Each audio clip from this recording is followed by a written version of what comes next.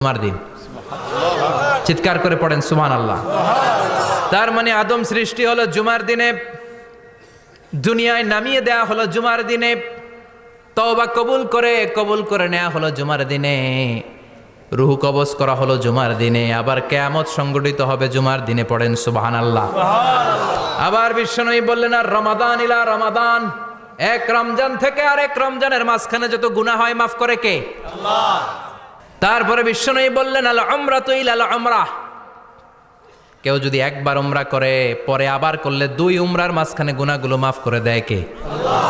আবার বিশ্বনবী বললেন, আল জুমআতু ইলাল জুমআ কাফফারাতুন লিমা বাইনাহুমা, এক জুমার পর থেকে সামনের জুমা আসা পর্যন্ত যে সগীরা গুনাহগুলো হয় সবগুলো সগীরা গুনাহ মাফ করে দেয় কে?